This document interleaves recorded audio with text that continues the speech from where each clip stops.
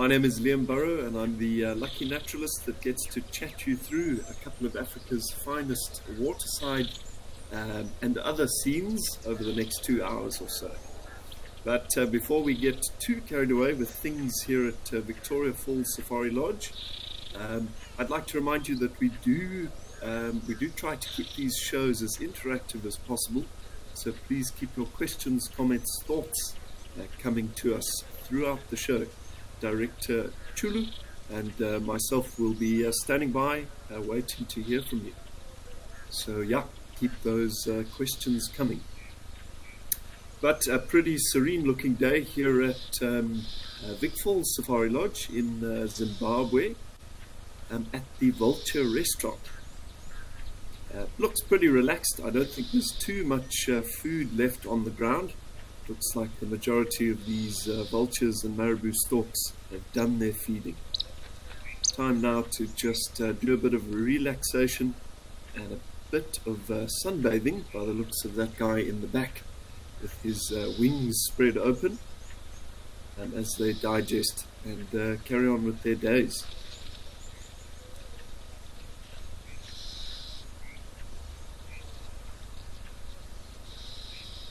I mentioned in an earlier segment how critical these vulture restaurants actually are in the conservation process of the vulture populations in southern Africa. Our vultures, after all, are under pretty severe threat in a lot of areas, in particular from things like poisoning. So unfortunately there is quite a large illicit trade in vulture body parts, and those body parts are in demand from South Africa's or Southern Africa's traditional medicine industry. And yeah, unfortunately, as a result, carcasses are very often poisoned in some areas. The vultures fly in from hundreds of kilometers around, feed on something like a poison-laced cow carcass, and then die in enormous numbers. And then those bodies can be picked up, the wings are chopped off, I believe the feet and the heads are used as well. And the ecosystem suffers greatly as a result. So any opportunity to feed vultures and encourage them to stay in these wilderness areas, the protected areas, are a very, very good initiative. So long may this last at Vic Falls Safari Lodge. Still quite a few vultures coming in. I think they're spotting the amount of vultures on the ground as they're sort of soaring around thousands of feet above, and they're coming in presuming that there's something dead here. I don't know, perhaps I got it wrong. Maybe they're about to put some feed down. We'll have to see how it goes. But always a very exciting thing to see vultures in these kind of numbers.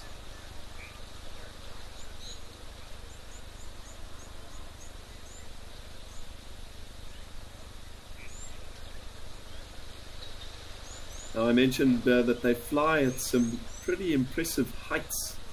Now the highest vulture ever recorded was a Ruppel's vulture. A species found further up towards the equator into places like Oldonyo, you'll find them. And that vulture was recorded at 37,000 feet. And now it's not known whether that was just sort of an unusual one-off, or if vultures very commonly spend time at heights that high off the ground. But 37,000 feet is an impressive feat regardless. That is like cruising altitude for big jets. I was right. Here comes the guy with with some meat for our vultures. How extraordinary is that? Jeepers.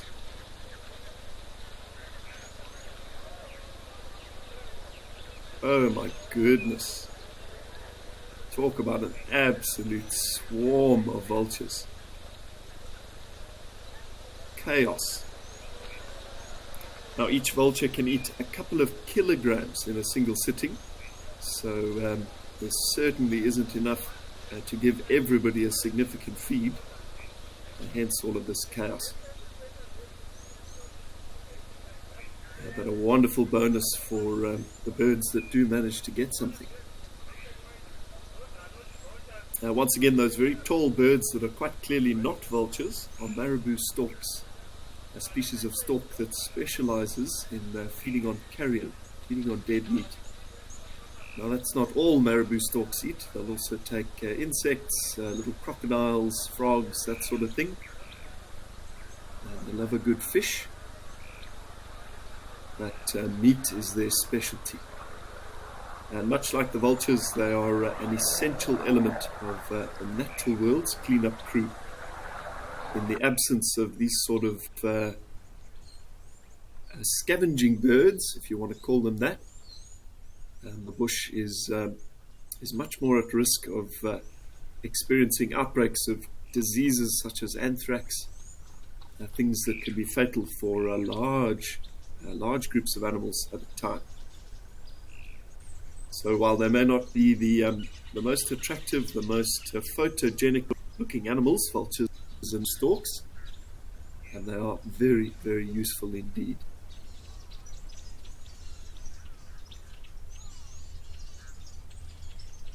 Hello Victoria, I'm looking forward to spending the afternoon with you as well. Nice to have you on board. And hello Joan Mello, and indeed the man right on schedule. Incredible that these vultures were arriving even before the food arrived. This must be a fairly regular thing at this time. Casper says, vulture feeding, what a wonderful daily event. Totally. Yeah, always a real privilege and a bit of excitement to see such a volume of them. And while I'm not getting the audio, I'm sure the audio for all of you at home was pretty chaotic. And they make some incredible vocalizations when they are kind of squabbling over food.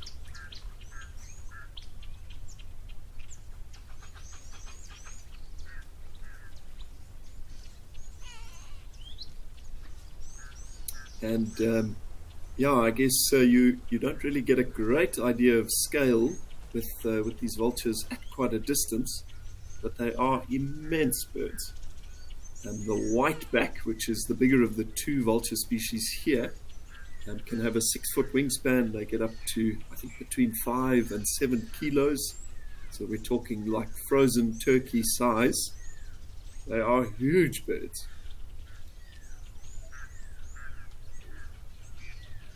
Yeah, and I'm of the opinion that they're actually quite magnificent. Certainly they deal with pretty dirty things, but they're not particularly dirty birds.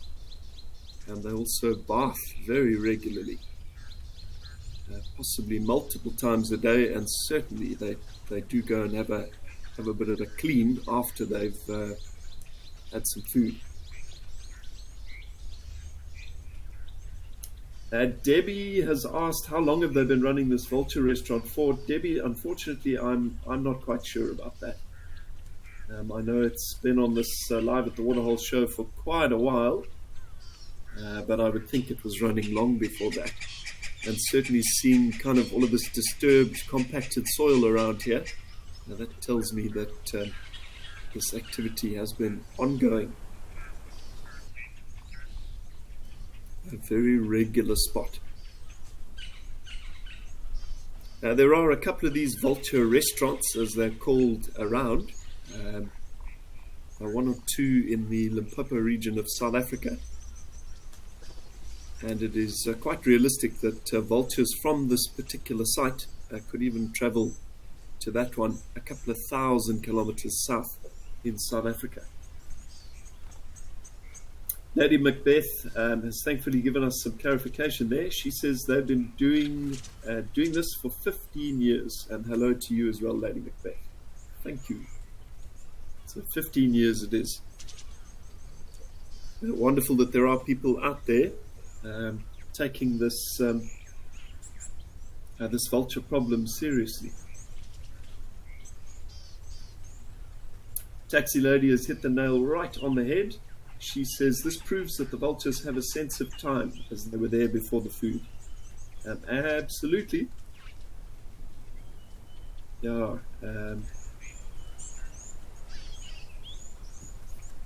We must give animals more credit. They certainly show quite a capacity for intelligence, and certainly they can learn something like a feeding schedule down to the minute.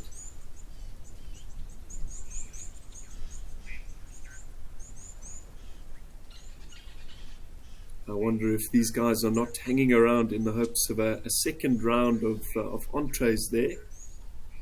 Can't blame them.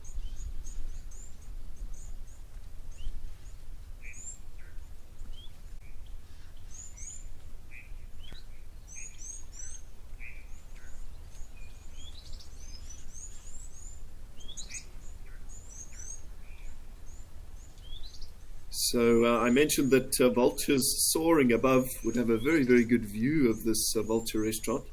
I chatted to an ornithologist, a bird expert, who told me that the vision of vultures is so fine that from an altitude of 1,000 foot off of the ground, a vulture, if it wanted to, would have the ability to see the time on your watch.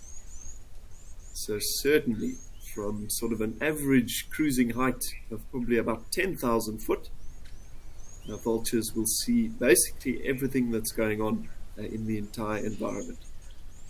And certainly we see it even during the lambing season for the impalas. I mean, an impala is not a particularly big antelope at all. A female impala will deliver a lamb. Obviously the placenta and the afterbirth and all of that is relatively small, quite a compact, neat little thing. I'd say not bigger than 3 or 4 of your hands sort of placed next to one another, and you'll have a vulture just arrive in the tree, sort of right next to where that's happened. So their vision is unbelievable. It was actually long thought that vultures were smelling meat and that they had a phenomenal sense of smell, but that has since been proved false. I suppose it makes enough sense when your life is spent sticking your head into rotting bodies. You perhaps wouldn't want to have the most phenomenal sense of smell.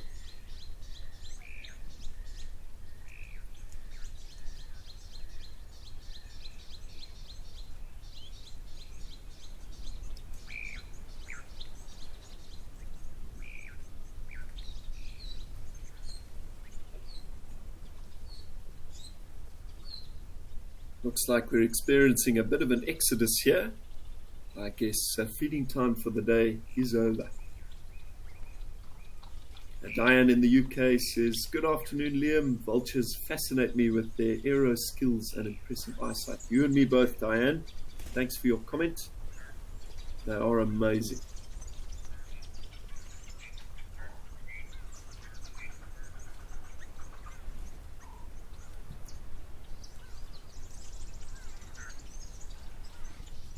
But yeah, we'll see what happens.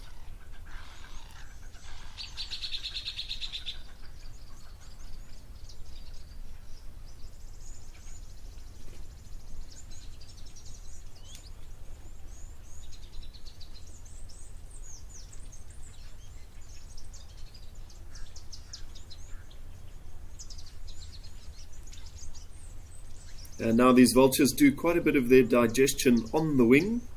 But a vulture's digestive system cannot process a lot of the fragments of bone, occasionally entire whole bones, horns, hooves, etc. that they do consume when they're taking down gulps and gulps of meat at a time. So as that meat is sort of all digested off of whatever they've swallowed, they must regurgitate the bones, which they occasionally do from pretty dizzying heights. I was actually guiding on a little reserve outside Hoedspruit, doing a little bit of bush maintenance in the middle of the day between safaris with one of my field guide naturalist colleagues. And the two of us were clearing some bush, stood out in quite an open area, packing some hacking some erosion, trying to do a bit of habitat maintenance. And my colleague next to me sort of shouted out in pain and looked at me. And I sort of said, well, what happened? And he had a cut on the top of his head, and there was quite a large, sharp bone sat on the ground next to him. And I think for a second he thought I had thrown it at him, but it could only have come from a vulture soaring so high above us it was even out of sight. Unreal, what are the chances? But anyway, certainly an application of something like betadine to the wound on the top of his head, considering all the bacteria must have been in that vulture's gut. And he was left with a pretty interesting story to tell.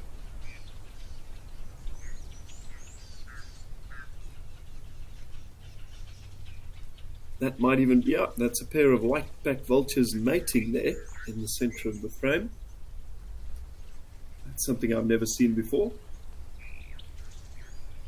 Shiv has asked, are the blue-backed birds a type of stork? Yes, they are, Shiv. They are Marabou storks. Regarded as one of the ugliest birds on the planet. If you've never seen one up close, Google it. Marabou. Marabou. Yeah, they're certainly pretty unusual looking. I don't think they're hideous, but they're not not pretty by any means.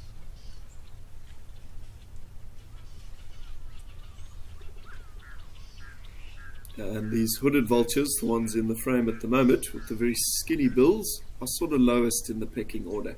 So they are just coming in now that all of the bigger guys have moved off, I think in the hopes of picking up little tiny fragments and scraps, which may have been left behind in all the chaos.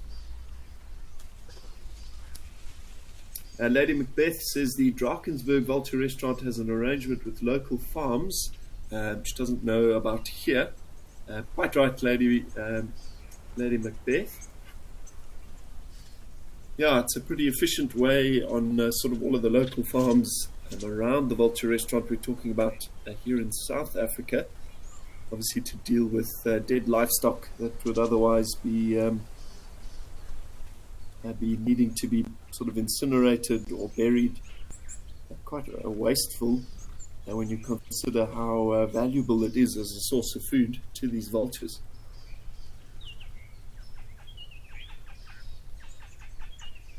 They also are enormously resilient to diseases, so even things as serious as anthrax don't kill the vultures.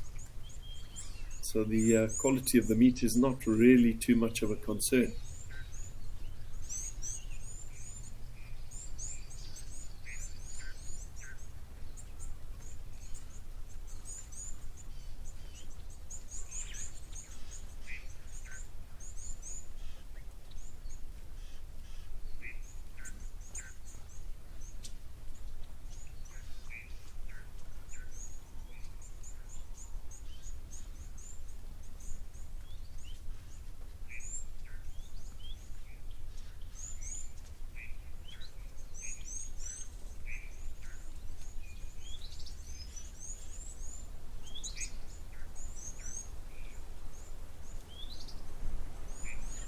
Alrighty, well, with things kind of quietening down here at Vic Falls, I think it's time to check in at another one of our live waterhole locations.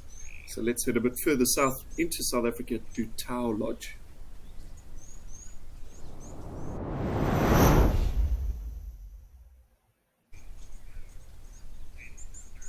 So back over here at Madikwe, specifically Tau Lodge, right up on the boundary with Botswana to the north. A pretty sleepy scene by the waterside. I can see a couple of crocodiles just on the bank, sort of on the right hand side of the screen there. At least two. It looks like it could be quite overcast at Tau today. So in terms of basking, these crocodiles have their work cut out for them to some degree. It's a bit tricky getting their energy requirements met for today.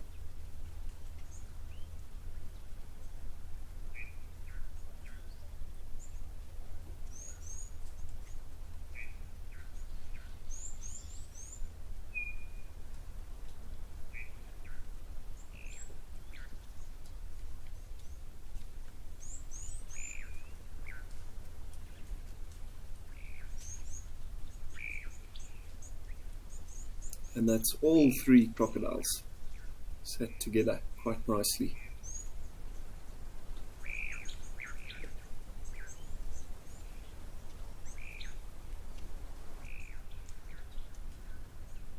Amazing viewing them from kind of back and behind. You can see just how fat and healthy, certainly the two on the left and right, but I'd say the one in the middle as well. Now these crocs are not struggling by any means.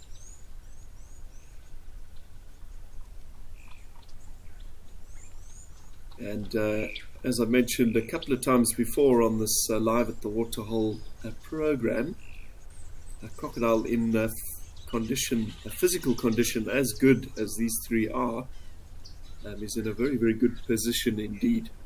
Should hard times fall on them, they have the ability to last a serious stretch of time. I've heard as much as 2 years without food.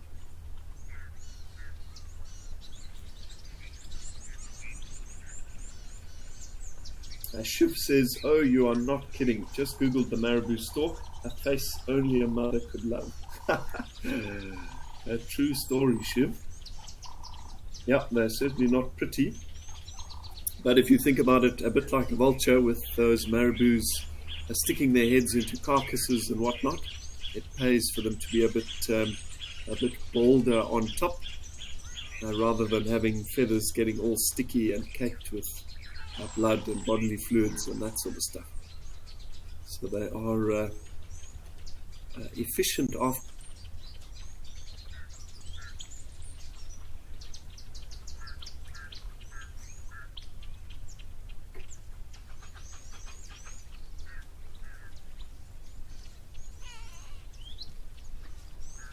We've had a couple of questions in recent shows as to whether or not these crocodiles have reproduced here at Tau Lodge. Now certainly we've had no evidence to suggest that they have. I've never seen a small crocodile around here. We haven't really viewed any nesting behavior or mating behavior. And that's not to say that that hasn't taken place sort of off screen when we haven't been watching. A lot of crocodile nesting activity, certainly the activity of actually digging the hole and laying the eggs, probably takes place at night. But yeah, for me, the absence of crocodile hatchlings, and at least even briefly, tells us that they aren't breeding. And they are certainly big enough to be doing so. A female crocodile can probably produce eggs from as small as about 2 meters in length, maybe a little bit more. These crocs are all well above that. I don't know, possibly we're sitting with a situation here where all three are males or all three are females. Very, very difficult to tell.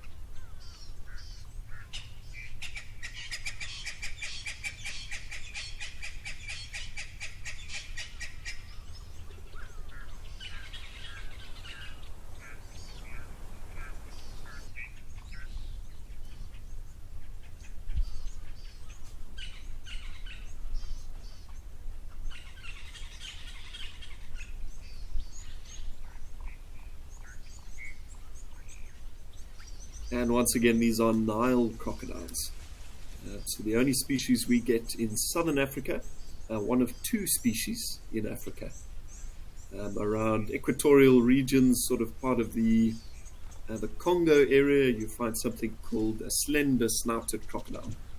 A much smaller species, quite different looking as its name suggests. It's got quite a slender snout, a skinny skull.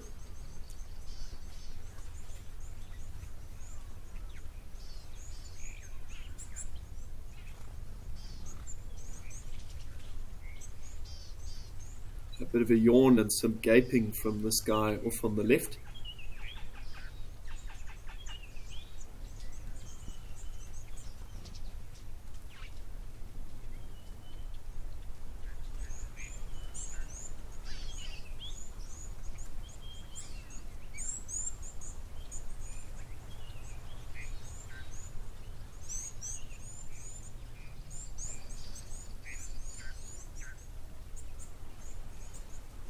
Danny has asked, why is that one sitting with its mouth open?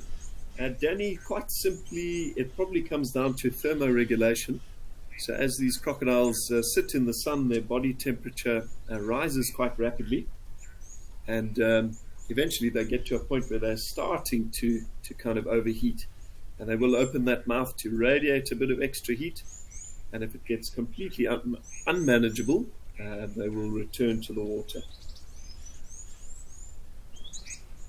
Spas asks, how big are the crocs at Tau in comparison with the crocs in other locations? Spas, these guys I reckon are probably around the 3 to 3.5 meter mark. So 9-10 foot, somewhere around there. Not enormous. Certainly one of the crocodiles that we see at Chitra Dam on Juma is much bigger, maybe 4 meters.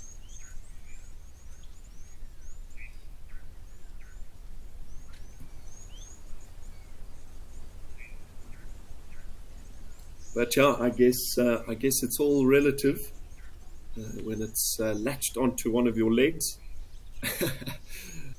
The difference between 3 meters and 4 meters is fairly inconsequential.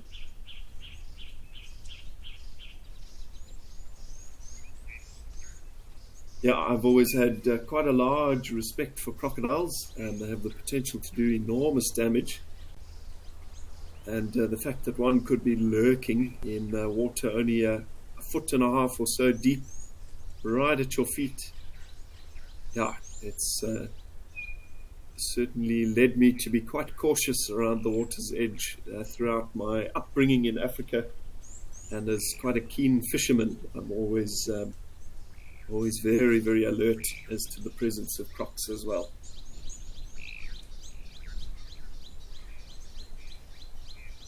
Definitely good to be seeing these crocs, and nice to be seeing them all together, Joan.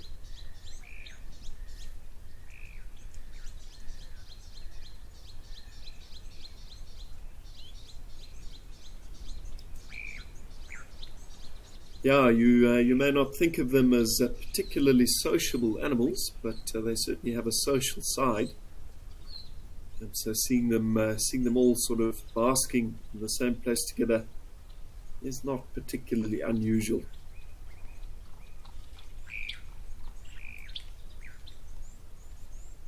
I've been fortunate on a couple of occasions to witness crocodile courtship in the wild, and it's a behavior that I would describe as tender, something that you may not attribute to a crocodile in terms of its characteristics.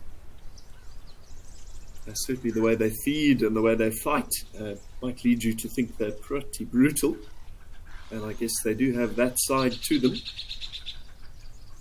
But when crocodiles mate, and again I witnessed this in person twice in the western sector of the Sabi Sands, the male crocodile in quite deep water swam up alongside the female, kind of brushed his face along hers very, very gently on both sides, blowing bubbles underwater the entire time, and sort of gently tapping her with sort of the very end of his nose. And then mating, quite fascinatingly, takes place in the water as well.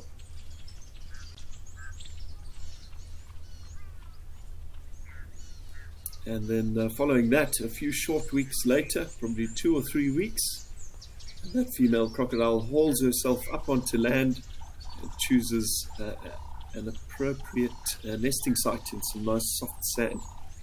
She'll dig down about 60 centimeters, so around 2 foot, and deposit anywhere between 10 and probably as many as 80 eggs for a really big individual.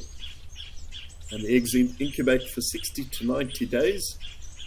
And as mentioned in previous shows, they are temperature sex dependent as well, which means the temperature of incubation within a fairly fragile range of a couple of degrees, actually determines whether or not those eggs will emerge, those little hatchlings will emerge as male or female. In the case of crocodiles, if memory serves, higher temperatures are male and lower temperatures are female. and the opposite is true in turtles and tortoises.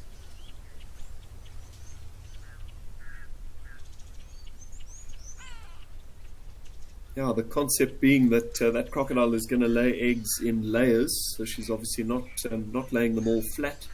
So there is a bit of a thermal gradient in the nest. So obviously the eggs lowest in the soil, furthest away from sort of exposure to the sun's heat, will be coolest, and kind of the top half, if she's constructed the nest nicely, will be quite a bit warmer. So hopefully, in theory, you get a nice spread, sort of a 50-50 split of the offspring in terms of what gender they're going to emerge as. Isn't nature amazing?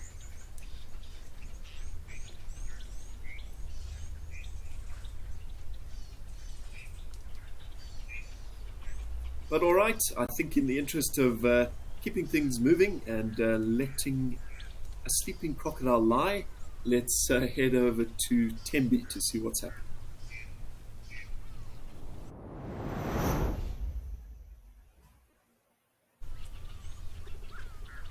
So back over at Tembe now, at a reserve very, very close to the kind of southernmost boundary with Mozambique in the KwaZulu-Natal province of South Africa on our east coast. We are chock-a-block with elephants. Isn't that marvelous? Looks like a couple of plain zebra in the back as well, but a really wonderful mix of ellies today. A couple of very big bulls. I did think that one or two of those might be cows.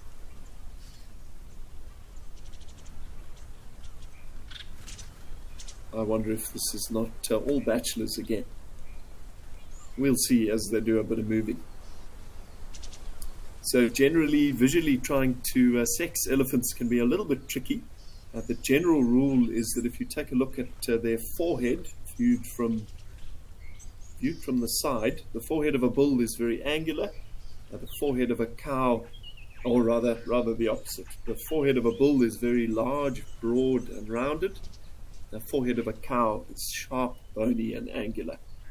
But there's a bit of variation. I've seen a couple of cows with quite round foreheads and a couple of fairly bony looking bulls. But checking them out as they kind of spread out here, they all look male to me. Yeah, in terms of the bulls, it can be a bit tricky because most of the genitalia is fairly internal, so you don't always get a very, very clear idea. But as we know, the bulls also get quite a bit bigger. And males probably max out at somewhere between 6 and as much as 8 tons. Females probably not more than about 4 tons.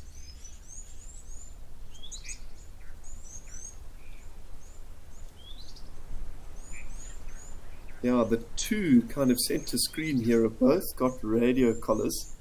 It's interesting, one of them does appear to have quite well developed breasts between her front legs. I think that's a female. But yeah, weird to have one single cow mixed in with all these bulls. And it is a cow.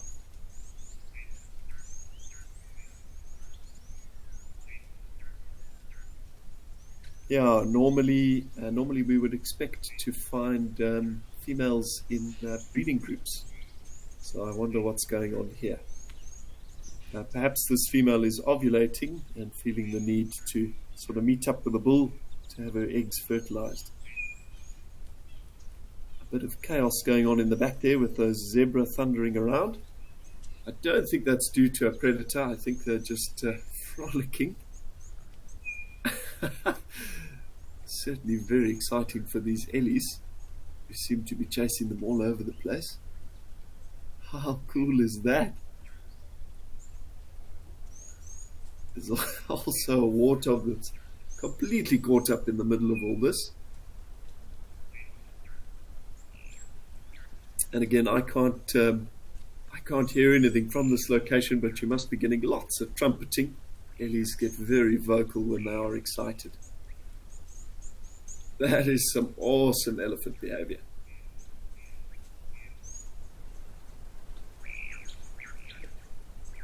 Rita says, laugh out loud, Ellies are such bullies. Certainly, Rita, they can be quite cheeky. Pick on someone your own size.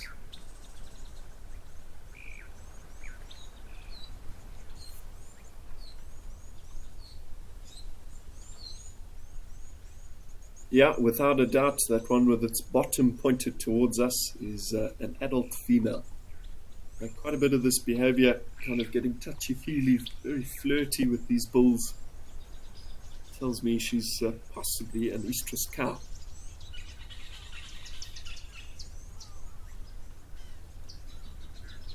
I reckon her family must be somewhere reasonably close, somewhere within earshot. Under any normal circumstances, you won't see a female on her own, unless she's very, very sick or something like that, and this cow isn't.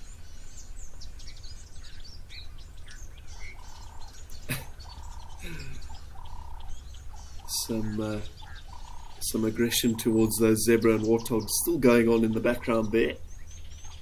I think just for the fun of it, because they can.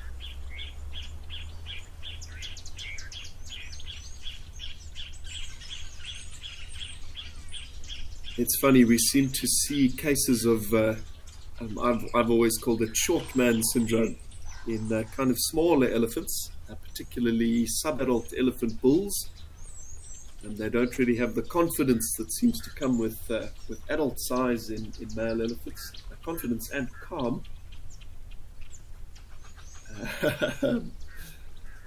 So these younger bulls can be very, very cheeky, often taking out their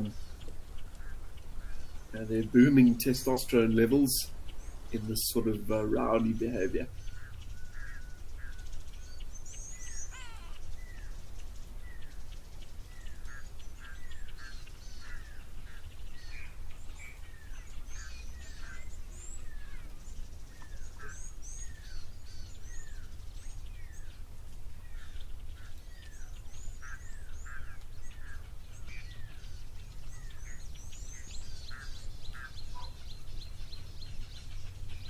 Kenneth Gamble, hello sir. Kenneth says that was very, very funny. It was. Spending time in nature, we often have some good laughs watching animal behavior. Some things can be difficult to explain. A lot of it is just silly for the sake of being silly sometimes.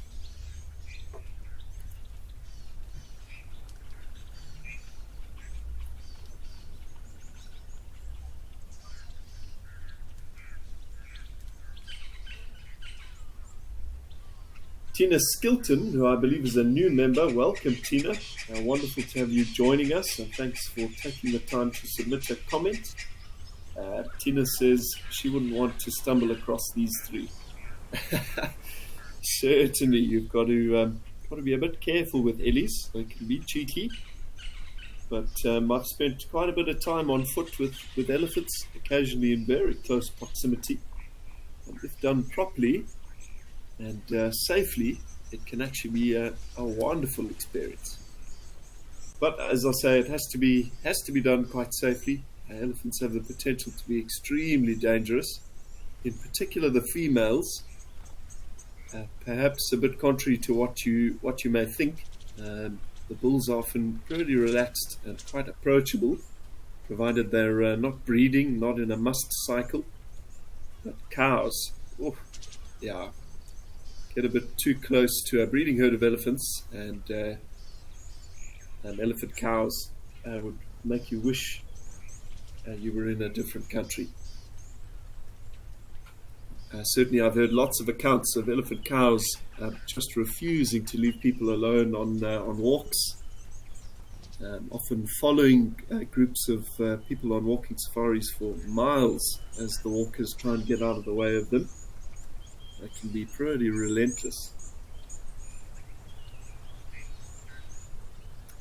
Joan Mello says she's never seen Ellie's mate. Must be interesting. Joan, to be perfectly honest with you, in 12 years of guiding, I've only been lucky enough to see it a single time. Once, something like 12 years ago, 11 or 12 odd years ago.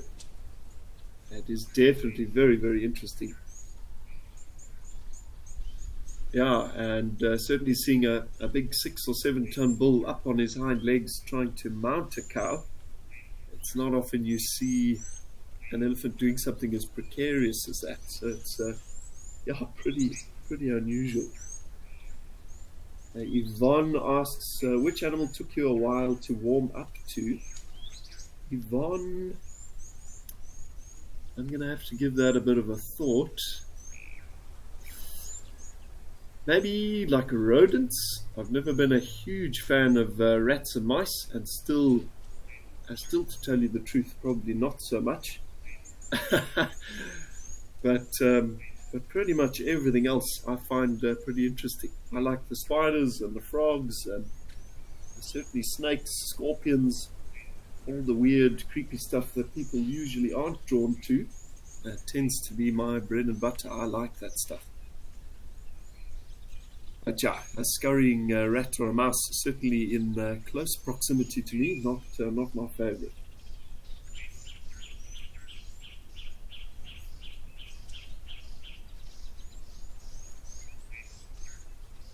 But yeah, as I've said so many times before on these live at the Waterhole shows, there is value and, if I may say, beauty in every living thing. If you're willing to take possibly the fear or a bit of a threat of danger out of it, and basically every natural thing can be interesting.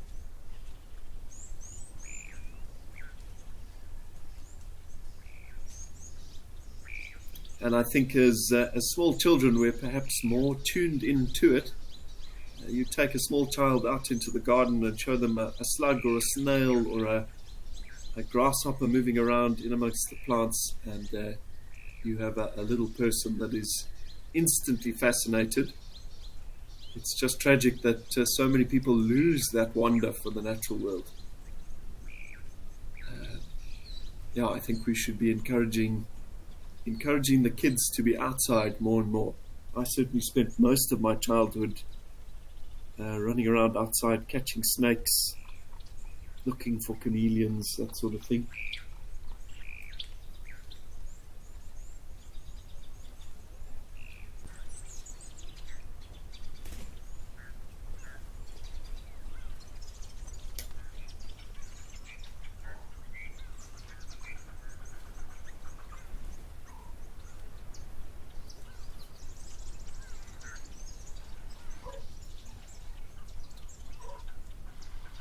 Both of these elephants with kind of their heads lifted, their ears cocked slightly forwards, and that bull on the right even doing something we call a periscope sniff, very clearly lifting his trunk up there, clearly scenting something on the breeze.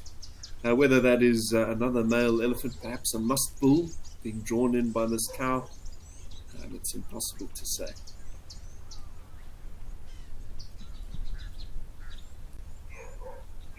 Without a doubt, these elephants have one of the finest senses of smell in the natural world. It's reckoned to be many thousands of times stronger than the finest drug-sniffing canine, drug-sniffing dog, trained for our purposes in the human world. Taxi lady says, I defy you to warm to the Scottish midge. Taxi lady, you're probably right. A bit tough, a bit difficult to get interested in something like a midge. But I suppose even a midge has its value. I'm sure there are some birds out there that are big fans of your Scottish midges.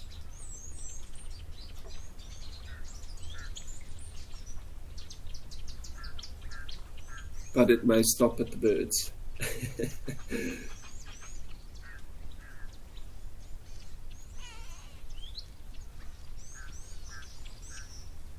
Now that he's done with his flirtation, looks like this guy is getting down to one of those daily elephant essentials, a bit of splashing and wallowing in this mud.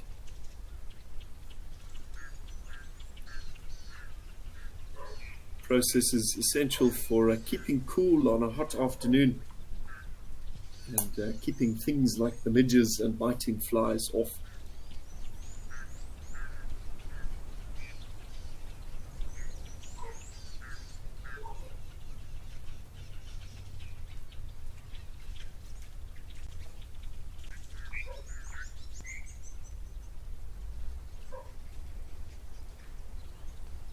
Now, you may have noticed at least two of the individual elephants that we've been looking at have been fitted with radio telemetry collars. Certainly the large individual far off on the right-hand side of the screen there. See that kind of bump between the shoulder blades just at the back of the skull there. And that is the telemetry unit itself. So these radio collars are occasionally fitted in our wilderness areas as a tool for monitoring these animals. Elephants, as we know, cover vast distances in their movements annually, occasionally even leaving the safety of these reserves and going as far as to cross borders. I'm not aware of whether or not these particular elephants do cross into Mozambique to the north, but it's certainly possible. And yeah, it serves us very well to keep an eye on them, make sure they're not going into rural communities raiding crops. And if they are starting to head that way, it gives the elephant management teams a chance to warn people and perhaps put something in place to prevent that.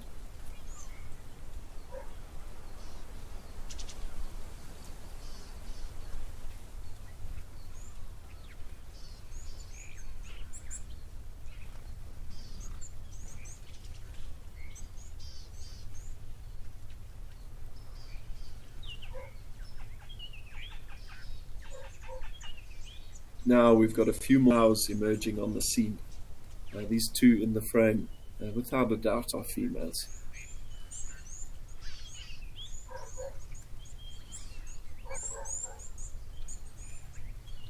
Some beautiful long skinny tusks on the third cow, which has just emerged there. Again, Tembe is renowned as an area of pretty phenomenal elephant genetics. Historically, a number of absolutely immense bulls have kind of developed in this area. A contributing factor is probably the vegetation and the quality of the rainfall that does tend to fall in this area, but a large amount of it comes down to that elephant's genes. If it holds the rare recessive gene for immense tusks, and it's given everything it needs, it could develop a set of tusks that grows throughout the 40 or 50 years of its life to a point where they almost drag on the ground as it moves. Now, there aren't many of those elephants around. There's sort of a sprinkling of them across Africa, probably less than 50. But we are lucky to catch glimpses of them occasionally. We've been fortunate to see the magnificent 1 ton at Old Donyo a number of times. I've seen a couple of those big bulls in parts of the Kruger, and even viewing Ezulwini with WildEarth a couple of times in the Greater Kruger.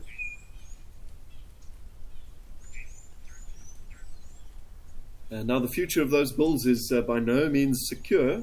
The demand for ivory on the rise, and certainly elephant poaching in some parts of Africa absolutely out of control.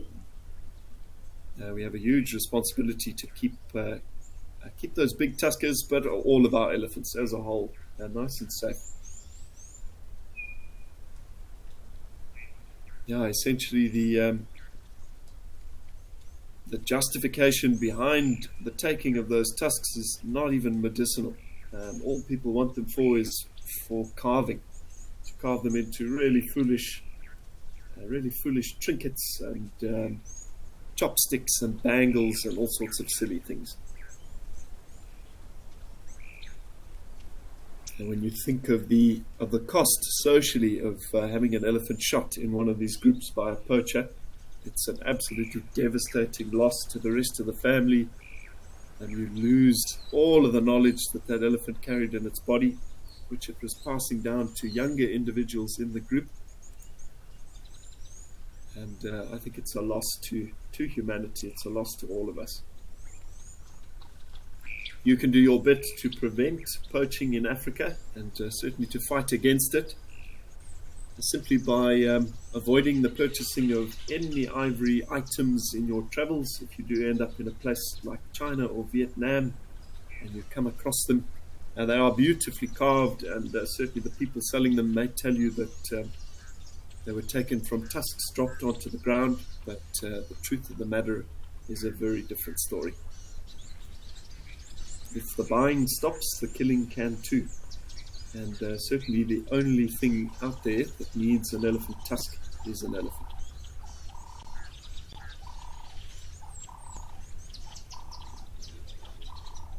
Thankfully, Africa's wild spaces are home to something like 350,000 elephants. So that is a very sustainable population. There's a huge hope for the future for that population to grow. But it does require some conservation, and for people to come together and change their ways, and as I say, stop buying ivory.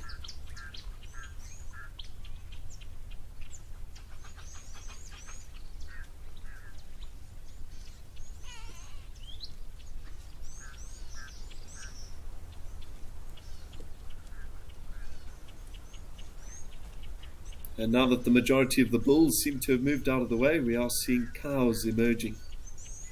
Many of these ladies with very, very impressive tusks.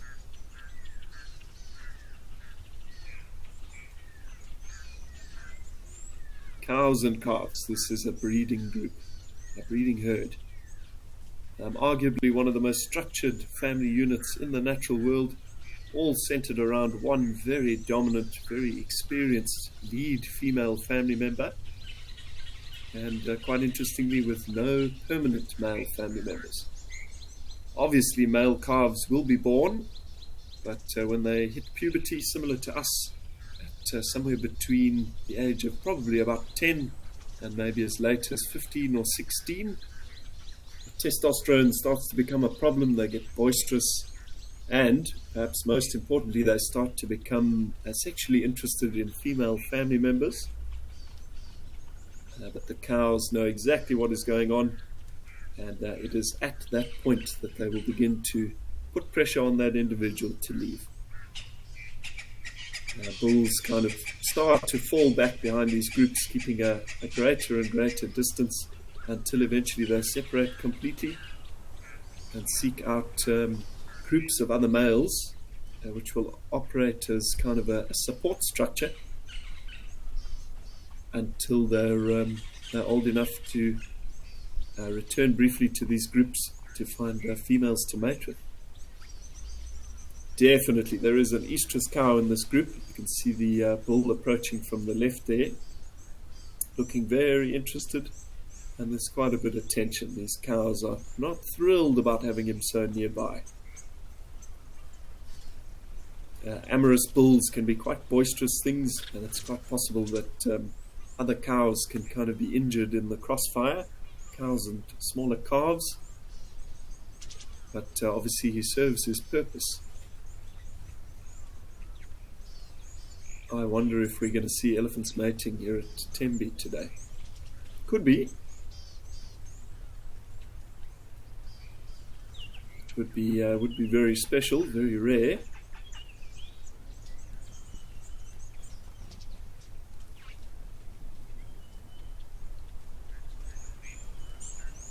And following a successful coupling, the activity of mating, then begins the longest gestation period of any mammal to walk on land on Earth. 22 months, so nearly 2 years. And following which a calf between 50 and 100 kilograms is born.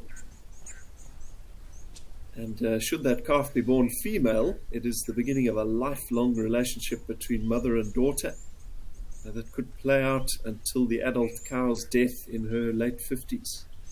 So in some cases, mums and daughters could be together for 30, 40 years at a time. And that is a seriously, seriously long-lasting and very close bond, close relationship.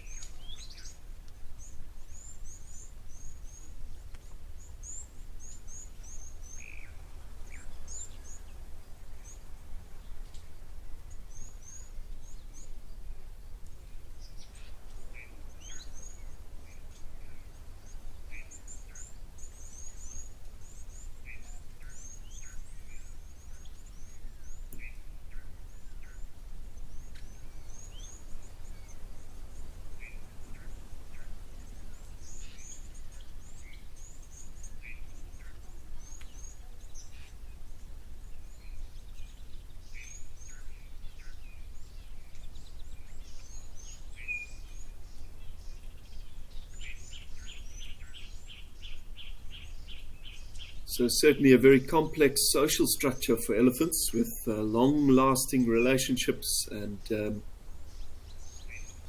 certainly this long-running theme that their bonds last for decades. So with all of that in mind, I urge you to look at elephants kept in places like Europe and North America in captive conditions, and in particular elephants kept solitarily, elephants kept on their own. I urge you to look at those sort of situations through different lenses. Those are not happy animals at all. Anyway, I think it's time now to check out a clip. Something quite exciting happening on the Olifants River during the night.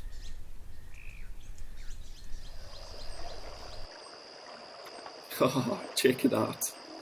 So a little nighttime swim on Olifants West Game Reserve, one of Africam's other fields, showing that elephants don't do a whole lot of sleeping through the night.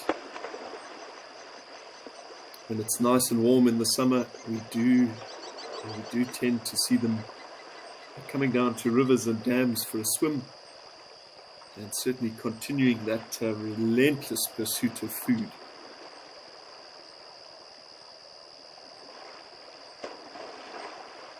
And while the Olifants River is the home of the Nile crocodile, these guys are not in too much danger of attacks from crocs.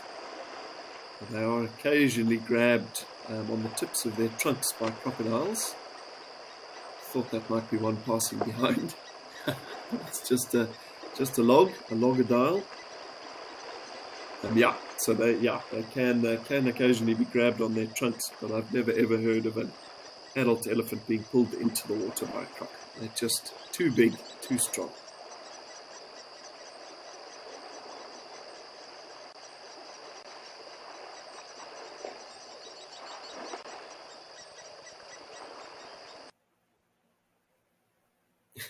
Very, very nice.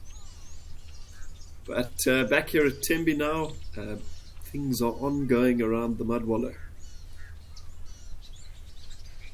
Conditions are quite hot and humid here in Tembe today, so all the more reason to have a bit of a splash of nice cooling mud. Elephants obviously have a very, very wrinkly skin, which is reckoned to be something like 60% more effective in trapping moisture, retaining it, and reducing the effects of evaporation. And that all vastly increases their efficiency in terms of keeping cool when things are hot. Once again, they don't produce any sweat, so they have to have the ability to do this.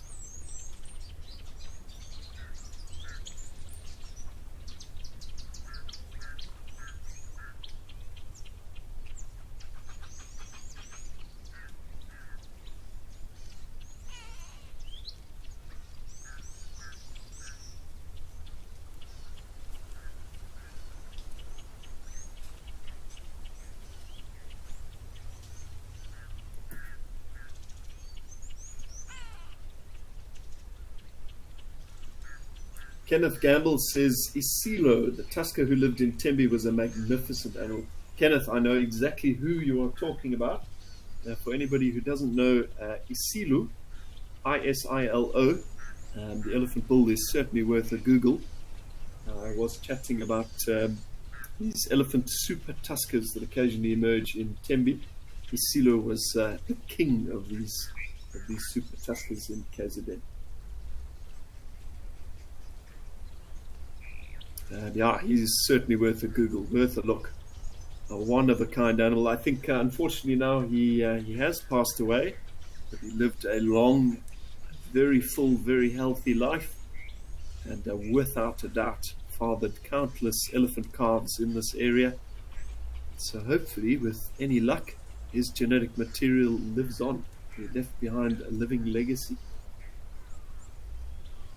Moonbeam Smith has asked, how often do they actually locate the collared ellies, per day, per week? Moonbeam, I think it varies. You probably find the elephants are under quite regular surveillance, and occasionally these collared individuals can be slightly problematic individuals. So they're ellies that are sort of more regularly encountered, leaving parks and such. But yeah, otherwise it's based on sort of the needs of the scientists that are keeping track of them. If they need to find these ellies, if they haven't been spotted in a couple of days, they can climb in a light aircraft, a helicopter, do a bit of flying over these wilderness areas with a telemetry set, and they can be tracked down. It's pretty ancient technology, that radio telemetry. I think it dates back from as early as the 40s or even earlier. So I've used those telemetry sets a couple of times from a light plane trying to track lions. The tech is very fiddly though. I think it's being replaced with GPS equipment in some of the reserves, and that's a bit more reliable, a bit easier to use, certainly a lot less fiddly.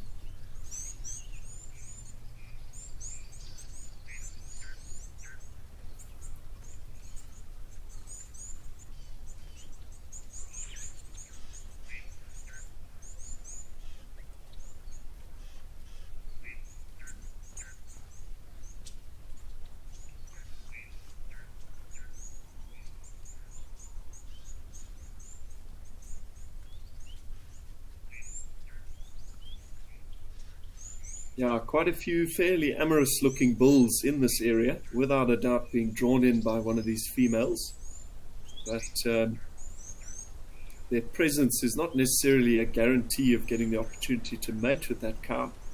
And the cows, after all, are notoriously fussy when it comes to picking a mate, as they should be. Cows tend to only mate with bulls, or allow bulls to sire offspring when those bulls are the very biggest and most dominant in the entire ecosystem. So yeah, it can certainly be quite tough for a lot of these younger bulls. They're looking at about 20 or 30 years after puberty before females will even look at them. So hence quite a bit of frustration, and occasionally they take it out on the zebra, the impala, and the warthogs that are around.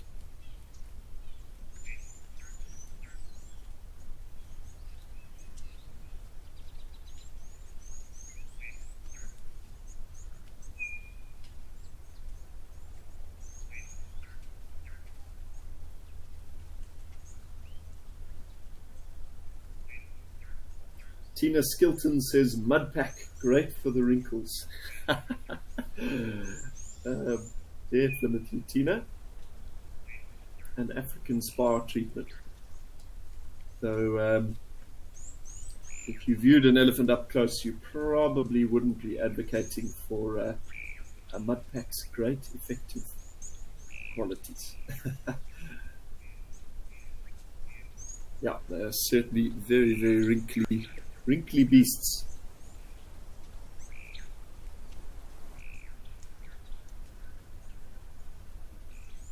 There is so much water around here at Tembe. The rains have been great this year. The same can't be said for all of our locations. A couple of WildEarth and Africam's feeds are looking quite dry. And El Nino kind of shifting into La Nina is a big problem for the southern hemisphere this season. Rain overall has been quite disappointing. We do seem long term to be gripped by these cycles of wet and dry. We have 3 or 4 almost flood-riddled years, and then almost no rainfall at all in some places. But nature to some degree does seem to be a self-regulating system, so I guess there are benefits even in the hard times.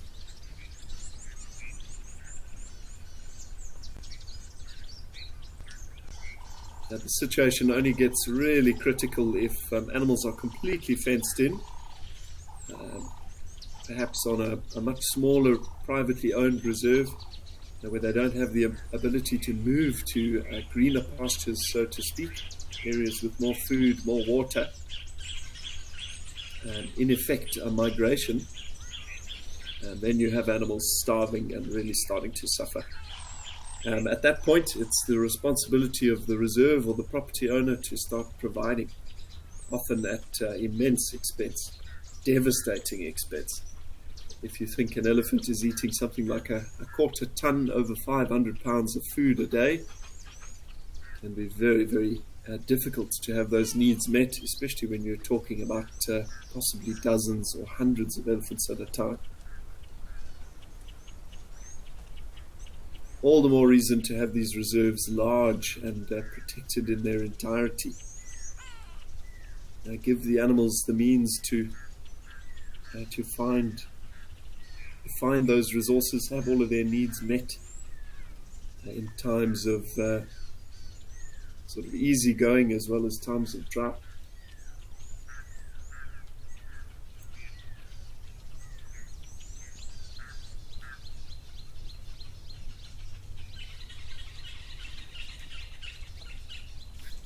Alrighty, I think let's keep things moving now that our ellies are drifting off out of sight there. Let's head to Vic Falls once again.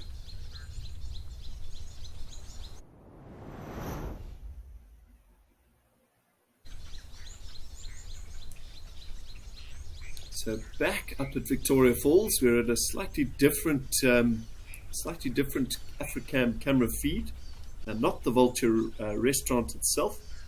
But we are looking at a number of vultures and a Marabou stork, almost certainly individuals that would have attended that breakfast service that was provided for them. Again, in an earlier segment, I mentioned that vultures and other kind of scavenging birds, once they have had a good feed, will often come down to the water, have a bit of a splash, do some preening, some grooming of their feathers, and have a much needed drink.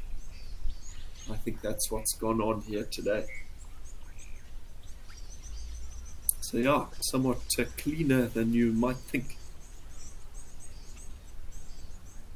That can't always be said for the Marabou stork, which is actually quite famous for urinating and defecating on its own legs and feet. Now, we're not 100% sure why they do that, but occasionally their legs and feet are stained white by the uric acid in their excrement. The thoughts are that possibly the acids in that urea help to kill bacteria, which would obviously be very useful as they're wandering around and in amongst the bodies of dead, rotting animal carcasses. That's a very good view of a Marabou there. Quite scruffy looking things. But yeah, once again, beauty is all in the eye of the beholder, and it's not always all about looks.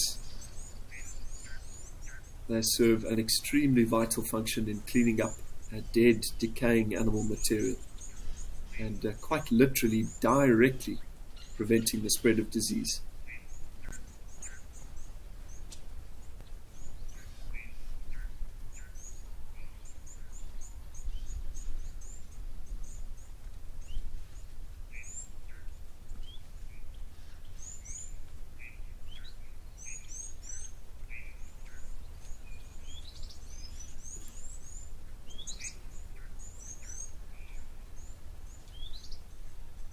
Tracy, hello. Tracy asks, do I keep a bird list? Tracy, when I was guiding full time, I did keep a bird list, but I've kind of let it slide. While I understand a lot of the twitchers or the people that are very, very keen bird watchers do, and it's never really been a huge focus in my time in the bush, to be honest. I do like the birds. I do find them very interesting, but yeah, I guess as an individual, I just don't have the drive to see thousands and thousands of different species. Certainly to keep track. And interest in birds is a very, very valuable quality, though. If you find yourself spending time out in the bush, and the presence of mammals, the high-profile species is not always guaranteed. Very impressive wingspan on that Marabou. So yeah, if you can find interest in something like birds or reptiles or frogs or butterflies, I like the butterflies a lot, your time in nature will always be full and interesting.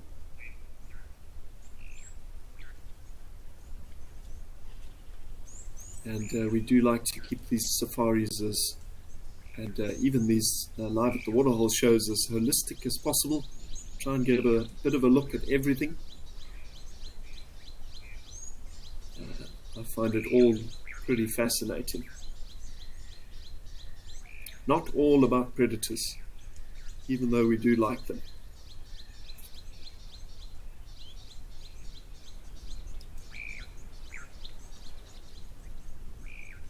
It might seem a bit peculiar that these vultures are all just hanging around, seemingly not really doing anything on the ground in the shade.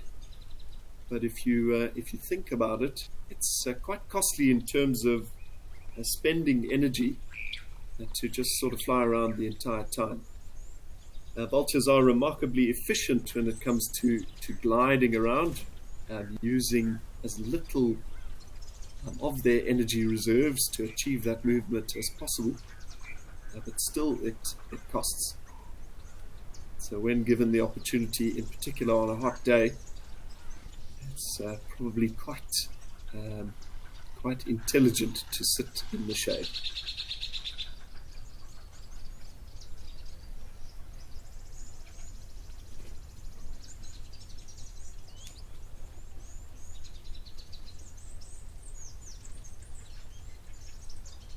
On occasion, after a large feed, we see vultures on the ground, and I think they don't really have too much choice in the matter.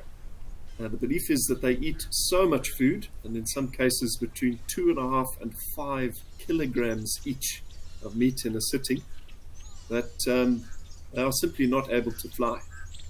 So while they wait to digest a bit of that meat and reduce their takeoff weight, they hunker down in the shade.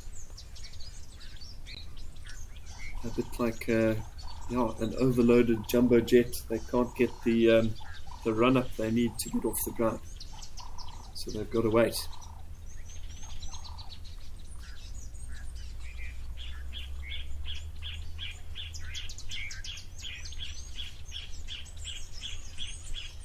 Three Marabou storks on the scene now, also taking the time to come in and have a bit of a drink, I'm sure. We've also got a blacksmith lapwing, and that really tiny little guy running around in the shallows is probably a 3-banded plover.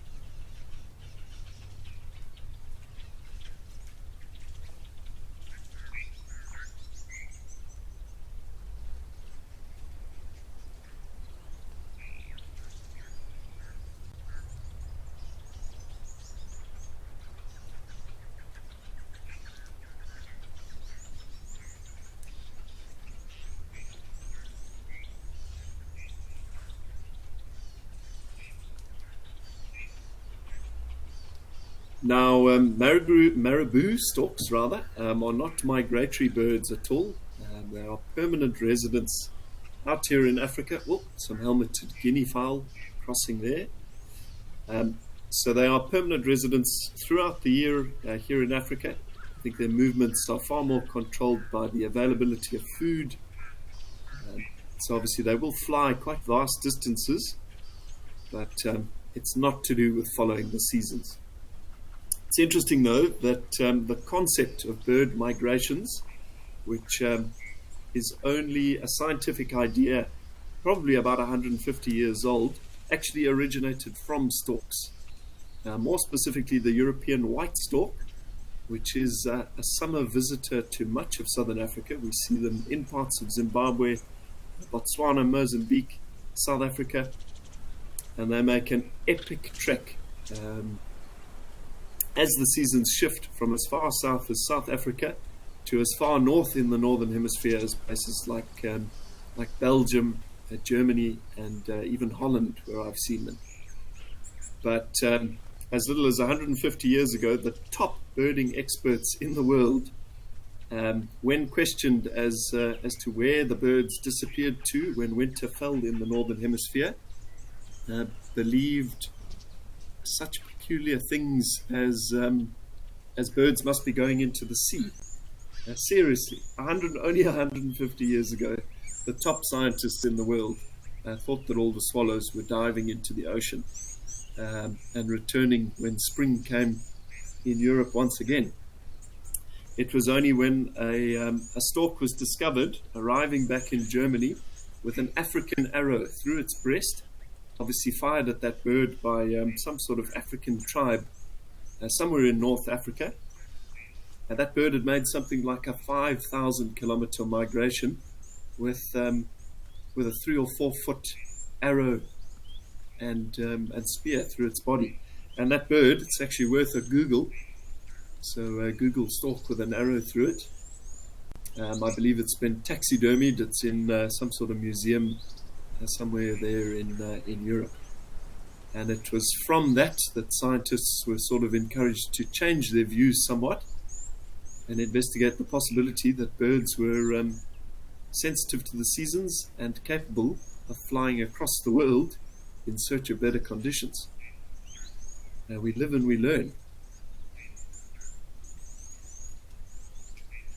I wonder how much of what we think we know now will be changed as science improves into the next century. Obviously, many of us will not be around to learn about those discoveries, but hopefully we will learn things as science improves.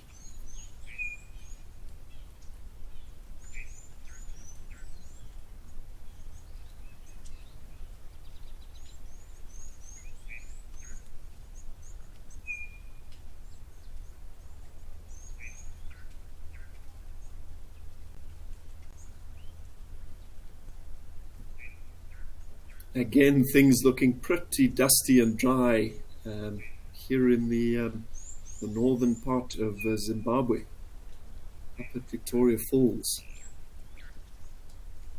So while the east coast of Africa, certainly Mozambique, KwaZulu-Natal in South Africa, have had good rainfall, much of central, western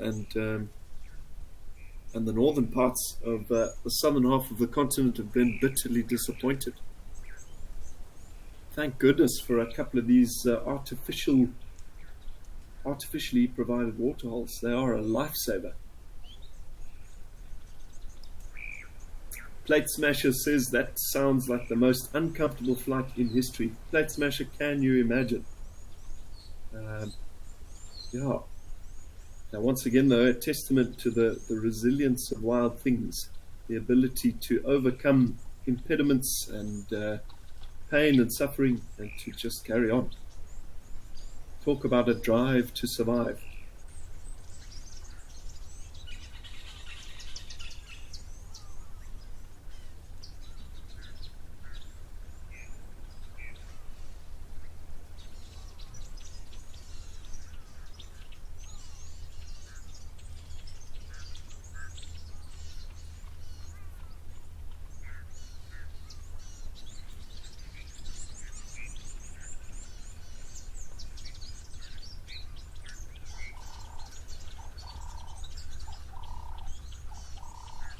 quite a few more of these vultures coming in. I wonder if we might see a little bit of bathing.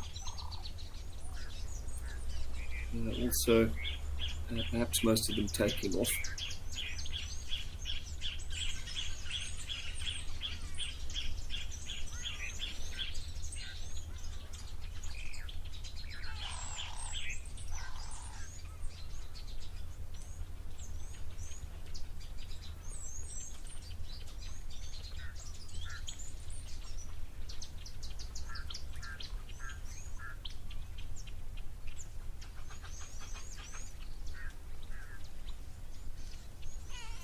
Yeah, certainly this landscape looks quite leafy with the predominance of Mapani woodland.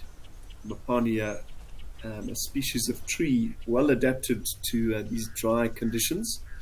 So it might look quite appetizing for a vegetarian animal, for some of our herbivores, but in truth there is not a whole lot that can actually feed on these trees. Elephants do, but I believe the nutritive value of Mapani leaves and twigs is very, very low. So certainly tough times and tough conditions coming into the dry season, which we're about to encounter for our herbivores. I'm sure it'll be a time where our carnivores, our lions, leopards, hyenas, wild dogs, etc., will cash in. There'll be lots of weak herbivores this dry season.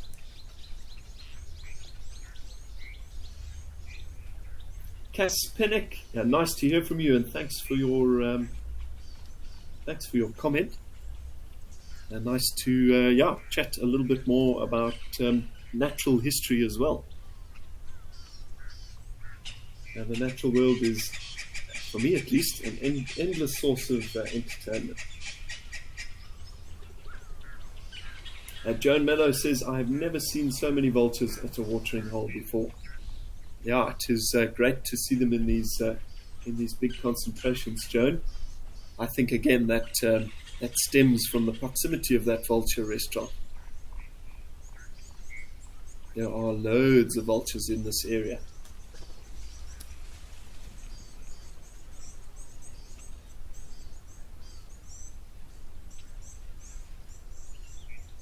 This whole Victoria Falls area is quite amazing. Even Vic Falls town in Zimbabwe has elephants fairly regularly walking down the streets. I've heard frequent reports of lions and leopards passing through. Certainly the odd buffalo here or there. So it is a wild, wild place. And a bit of a tourism hub. A visit to Victoria Falls is one of those bucket list trips. Got to do it once.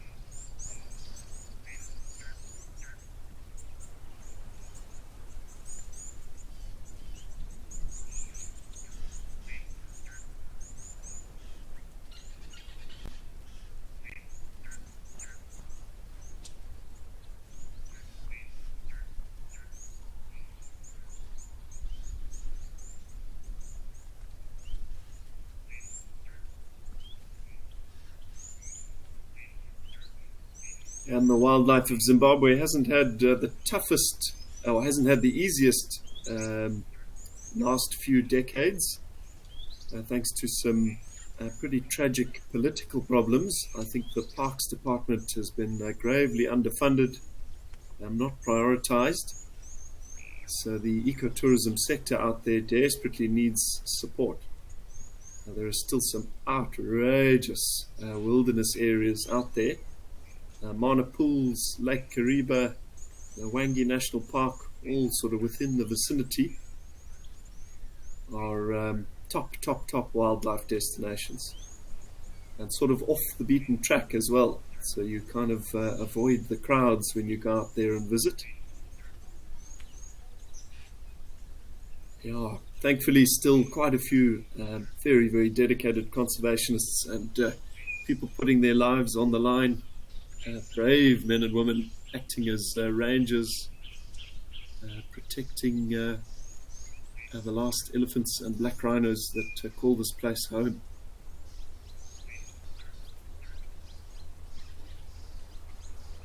More power to them, and we certainly need more people like that on Earth.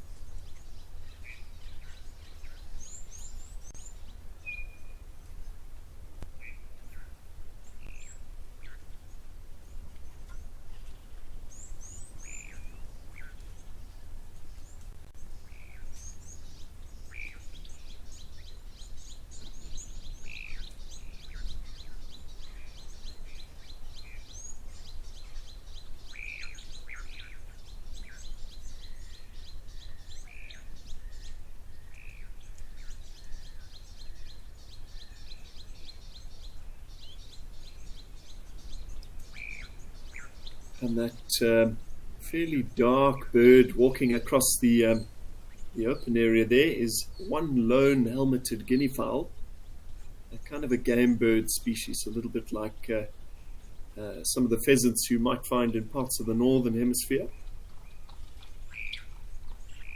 Usually flocking birds, so you'd expect to see them with some others. Joan Mello says she would love to see the falls. Must be beautiful. Joan, it absolutely is. Yeah, I hope you have the opportunity at some stage to get up there. It is beautiful.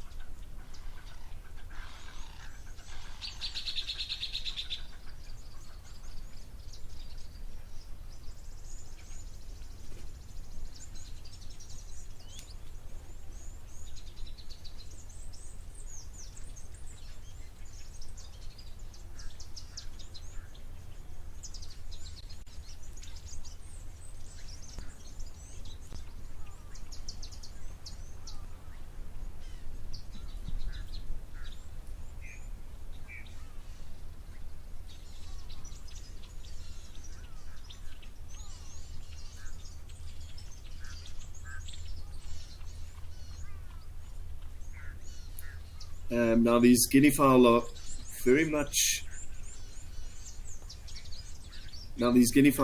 much a species of game bird. So in some places they are hunted for their meat.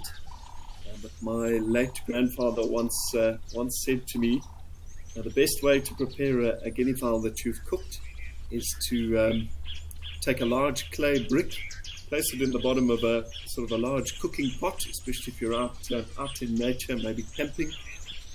Place the plucked bird on top of that brick, put a bit of water up to the surface level of that brick, chop up some root vegetables, some nice carrots, potatoes, turnips, that sort of thing, or rather, and place them sort of up to the top level of the bird. Cook in the open fire until the bird is lovely and golden brown, and then chuck the guinea fowl out and chomp onto the brick, because it's going to be more tender than a wild guinea. So perhaps we just stick to domestic chickens. But in the interest of keeping things moving, I think let's head over to Stony Point to see what's happening along South Africa's coast.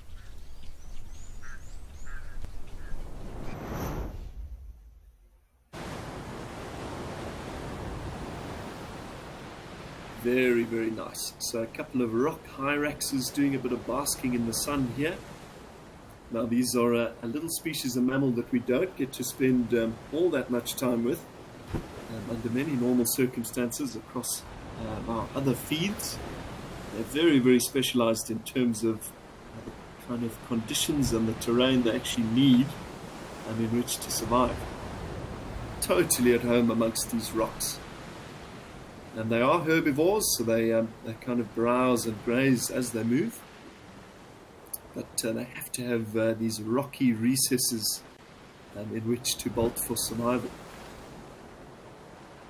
Some of their biggest predators, certainly in this Cape region, are the eagles. The black eagle lives off of an almost Hyrax exclusive diet, and they will also be caught by the Cape's resident population of caracals, some of which get enormous down there, and even the Cape leopard, which is also a Dussie specialist. Quite a nice opportunity to have a look at this little rock hyrax's back feet, and that leads to quite an incredible fact about their biology and certainly their natural history. Such odd little animals. The closest relative in the wild for the rock hyrax, after all, is the African elephant. How bizarre is that? You'd be forgiven for thinking they're like a little furry rodent or something like that. They're only tiny, 5 or 6 kgs in weight, but it is in fact the African elephant, and the secret lies in those feet. And if you x-ray a rock hyrax's front and rear foot, they have the same number of toes as the African elephant. They also have a set of tusks in the upper jaw, lateral incisors, and a very similar stomach system. Yeah, but you would be forgiven, as I say, for thinking it would be any other species on the planet. Plate Smasher asks, have the great white sharks returned? Now, for anybody who doesn't know what Plate Smasher is asking about, we had a situation along South Africa's coastline, the south coast, where historically, I mean, this entire area has been a phenomenal habitat for great whites. Some of the healthiest densities of great white sharks on Earth can be found here. But we had a number of orcas, killer whales, that took up residence here for a while and absolutely decimated the great white population. They're literally killing these apex predators, these immense sharks. And I think the belief was that the the killer whales, the orcas, were eating some of the internal organs and then just leaving these carcasses. But I believe the killer whales or the orcas have moved on, and I think those great whites are starting to return to that smasher.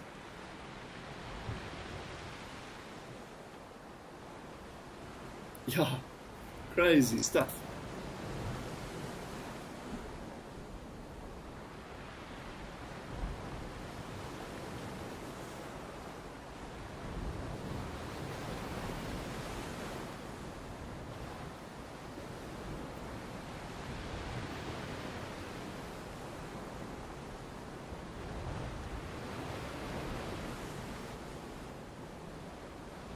Now, while these rock hyraxes don't exactly have the same foot structure as the elephant in terms of kind of a lack of externally visible toes or a big flat foot pad for life in the savannas, these guys are highly evolved to scurry among the rocks.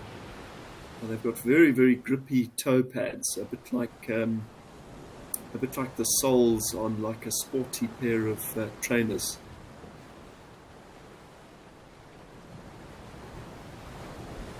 But yeah, not a whole lot of jumping going on today. These guys are just enjoying some very welcome sunshine down in the Cape.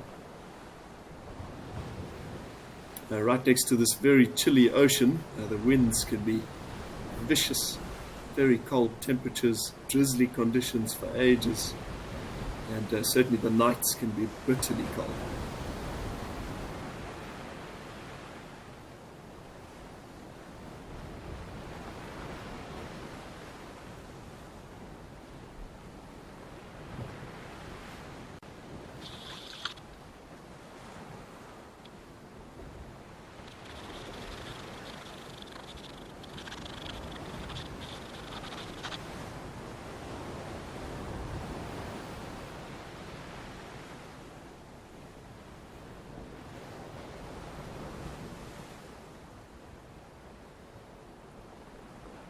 Before I was born, my late grandmother actually hand-raised one of these little rock hyraxes. I'm not 100% sure how she how she came to possess this little orphan Hyrax. But she was an extremely kind and gentle woman, so I'm sure she empathized with him. And anyway, she raised this little thing. But a fact of rock Hyrax behavior and biology is that they always visit the bathroom in the same place. So when it came to potty training this little Hyrax and keeping the house clean, she managed to get him to go to the bathroom on sort of a folded up piece of paper towel in a saucer, which was obviously placed for him on the ground. And then she could quite conveniently go to the bathroom, tip all of his leavings into the toilet, and flush it all away quite conveniently. But anyway, this little rock Hyrax eventually cut out the middleman, and I think the scent of his urine, probably a very little fine residue in the bathroom, drew him in there. And for quite a while, he actually learned to sit on the toilet seat and kind of do his business right there, which was pretty convenient and pretty amazing. But then, unfortunately, a time came where my gran was away, and this poor little Hyrax fell into the toilet, and that was the end of the story. So, yeah, perhaps they're not as evolved for a life in a captive or a human environment after all. Lots of hazards when you are so small and you have no ability to swim.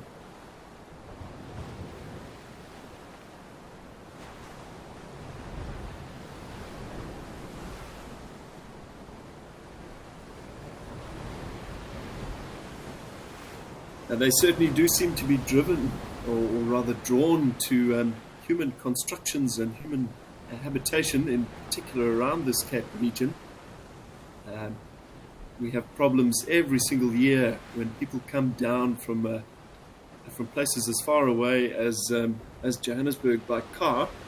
They park at these lovely tourist points along the coast here in the Cape, and hyraxes, in an attempt to get out of the wind, they climb into the undercarriage of that vehicle, climb up into the body, into the chassis, and then people hop in their cars, drive all the way back to Johannesburg, many thousands of kilometers out of the way, arrive at home, and a rock Hyrax jumps out in the garage. So I hear stories every year about wildlife rehabbers that have to sort of gather these little Hyraxes up and try and return them to where they belong, down in the Cape.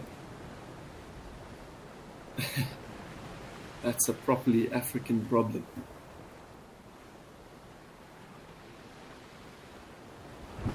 Lady Macbeth says dusty lavatories are very obvious at 12:10 in Namibia. Apologies for my pronunciation there. Afrikaans is definitely a limited skill set for me. But Lady Macbeth, I know exactly what you're talking about. In areas where these dussies or rock hyraxes are very well established, the streaks from their urine and their droppings stain the rocks. So often where you have lovely smooth granite boulders, those streaks are extremely prominent and they last for years. Always a very good visual sign at a distance of the presence of the hyraxes.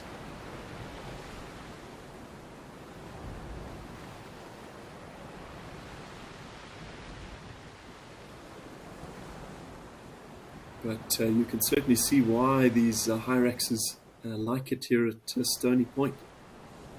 Loads and loads of crevices in which they can shelter and in which they can escape from their many predators. The guy right on the top there just heading up to those succulents to have a bit of a nibble. Succulents are an excellent source of moisture for many species of mammals. They're obviously famous for their water content, and in a place like this, there is little to no fresh standing water for these hyraxes to drink. So a very, very convenient opportunity to have those needs met. And it looks like these hyraxes keep this trimmed like a hedge.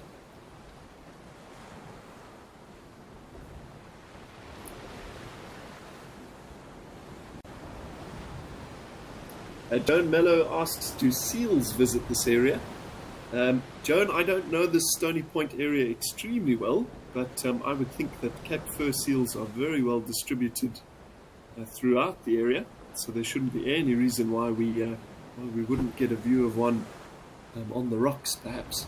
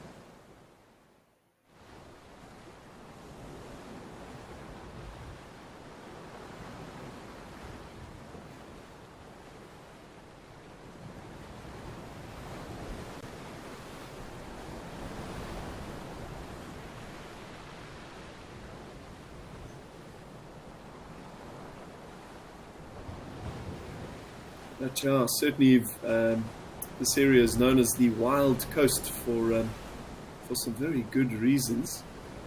Not only is this place kind of filled with wild and interesting species, both in the ocean and on the land, but it's also battered by some pretty severe and wild weather conditions. And you can see those effects on these rocks over millions of years.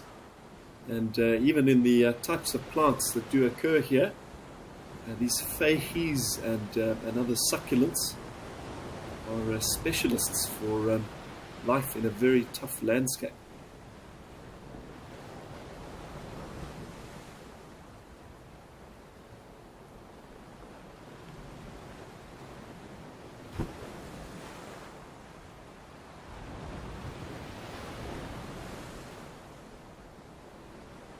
And what a pleasure here with WildEarth and Africam to be taking such a vast and varied look at so many different landscapes, ecosystems, biomes, as we kind of hop between these camera feeds. Variety is the spice of life.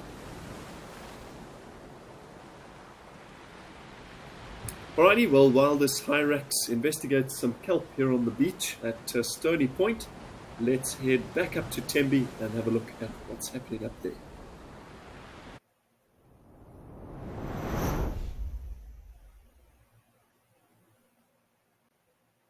So back up at Tembe, and our elephants are certainly not going anywhere. A colossal bull emerging from the vegetation far at the back, and what looks like a nice mixed breeding group out in these wonderful grasslands at the moment. That is a big bull. Certainly could be a contender in terms of getting some mating done if one of these females is indeed in estrus, as we thought earlier. I mentioned in an earlier segment that females seem to be drawn to the biggest of bulls. Certainly they do seem to choose their mates based on height, bulk, the length of tusks, the width of the head, all apparently telltale indicators of very good, strong genes. And the fact of the matter is that kind of naturally encourages the cows to gravitate towards those last few super tuskers, thus ensuring the continuation of those very, very special genetic lineages. Long may Africa be home to living mammoths in our elephant tuskers.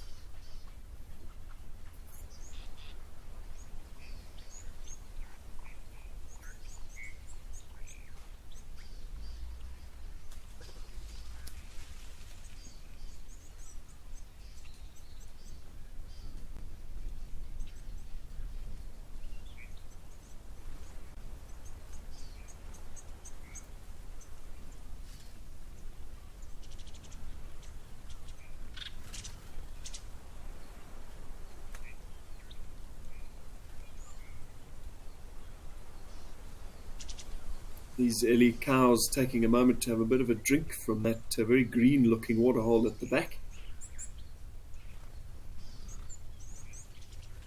But this is just a youngster. In essence, sort of a small child, somewhere around 8 to 10 years of age, I would estimate, and a young bull.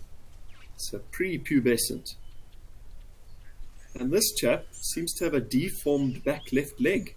Sort of a club foot. It happens sometimes. It's pretty rare for elephants to break leg bones. The legs are just so big and so bulky. But that could have been a birth defect. Doesn't seem to trouble this Ellie too much, though it must take some strain putting all that bulk on a slightly weakened leg. Certainly, though, its physical condition is an indication that it is doing absolutely fine. Ellies in particular seem to be very good at managing with disabilities, provided they can move. They can deal with all sorts of things. Saleli is asking if that algae is toxic. Saleli, if you're talking about the green stuff that's floating on the water at the back there, it's not actually algae. It's something called a water cabbage, which is a species of aquatic plant, unfortunately alien and very invasive, which has come in from South America. And at the rate it reproduces, it cannot be consumed fast enough by the animals. It is palatable to some degree, I believe, but it's also very fibrous. It's not too nutritious, so the animals don't seem to love to eat it.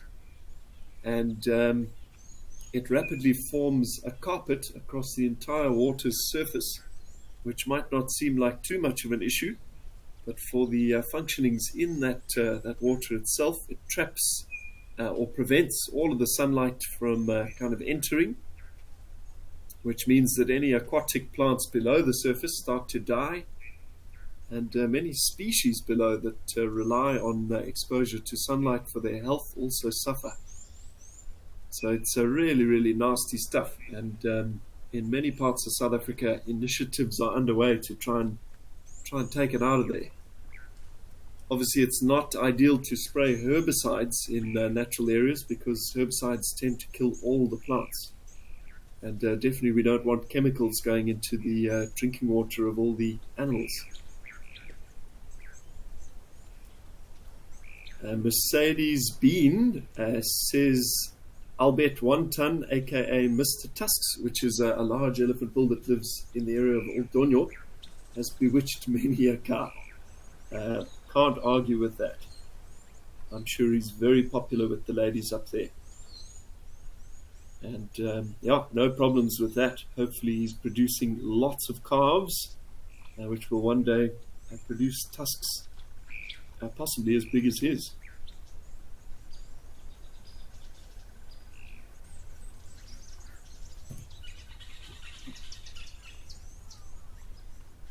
But certainly in terms of that floating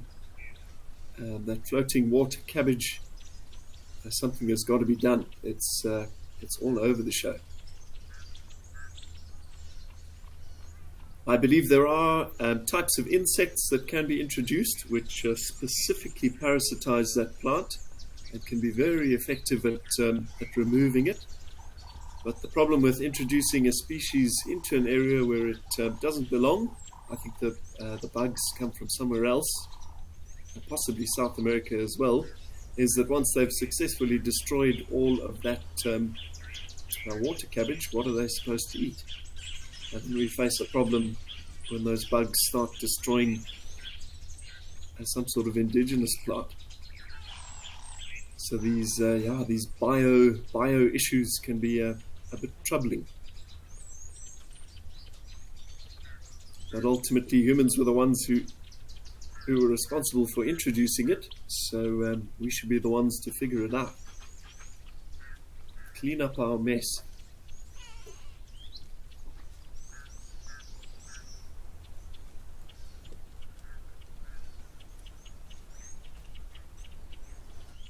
A big cow crossing over there with just a single tusk. Now that's quite common. We do see it from time to time.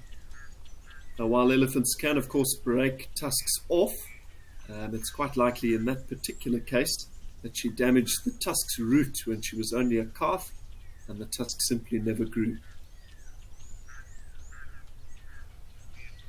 Now, that chap on the other side is a very big bull, certainly one of the biggest and bulkiest in the area.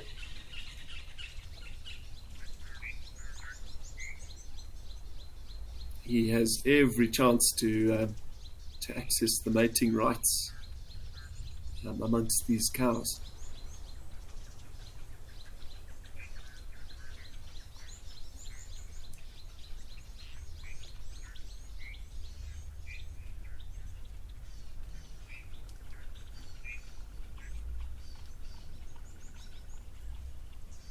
Jive Bunny says, cute little elephants. Definitely Jive Bunny. I don't think I've ever met anybody on a safari who doesn't find a baby elephant totally captivating. Mindy Tilpow has asked, could you manually pull the invasive plants out? Mindy, you absolutely could. And we saw it recently on South Africa's Vaal River, a river that flows through a couple of our provinces, but I think in that case it was in Gauteng. And teams of volunteers were going into the water and pulling out hyacinth, which is a similar floating water plant, pulling it up onto land and burning it.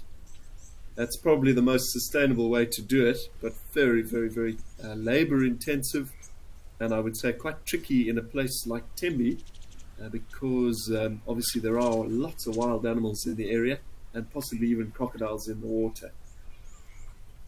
So a very tricky situation.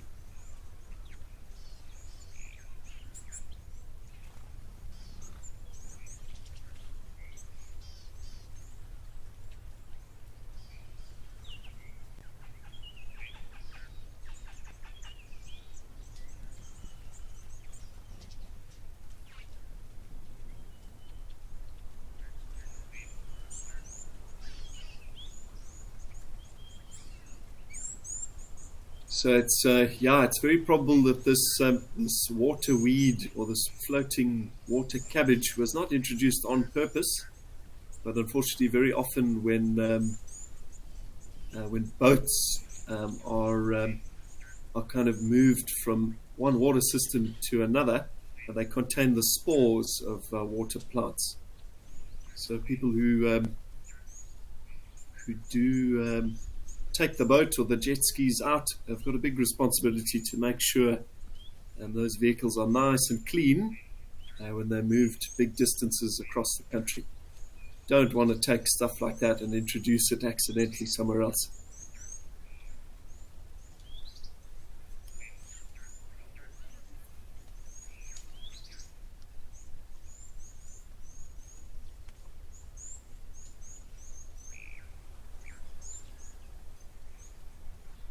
Looks like that enormous bull is coming this way. He doesn't have a set of tusks that would cause us to kind of name him a tusker, but a very impressive set of ivory nonetheless.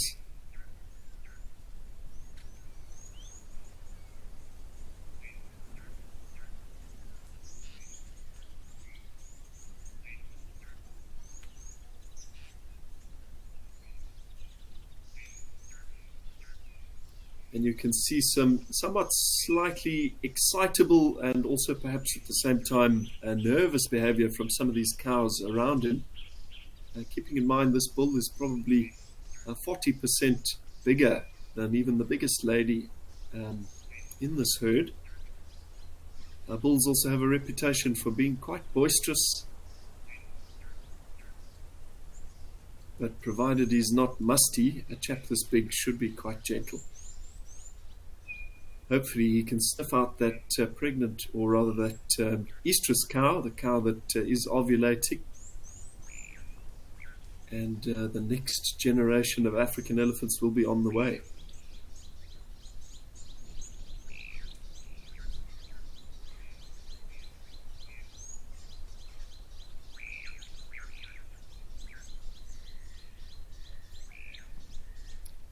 But unfortunately, we only have about 2 minutes left before we wrap up live at the Waterhole for the afternoon. And yeah, so it's probably pretty much time for me to say goodbye to you. But I'll be back with you for another installment of Live at the Waterhole again, same time tomorrow. So be sure to pop on by. Let's chat all things wildlife and nature tomorrow once again.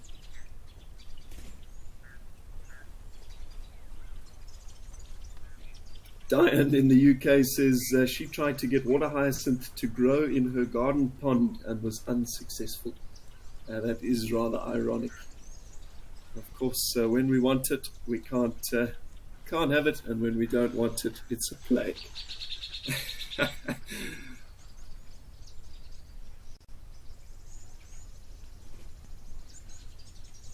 Spas, thank you very much for your comment. Always great to spend it with so many of you WildEarth viewers. And definitely until next time.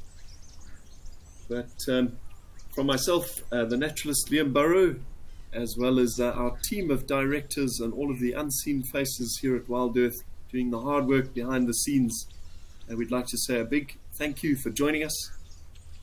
Have a wild day, and we'll chat to you sometime soon.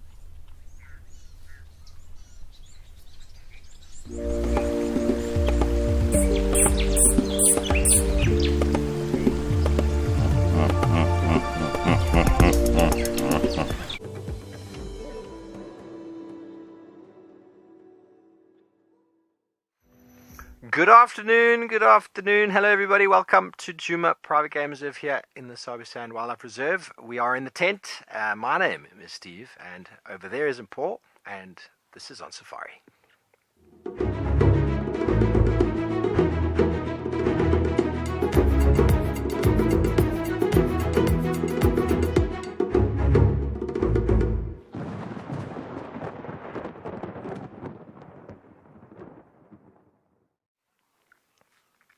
Good afternoon, everybody. Happy Wednesday. Lovely to be back on the show with all of you. I hope you've had a wonderful last couple of days. Obviously, we were out and about this morning, but we were not live the last 2 days, having been on our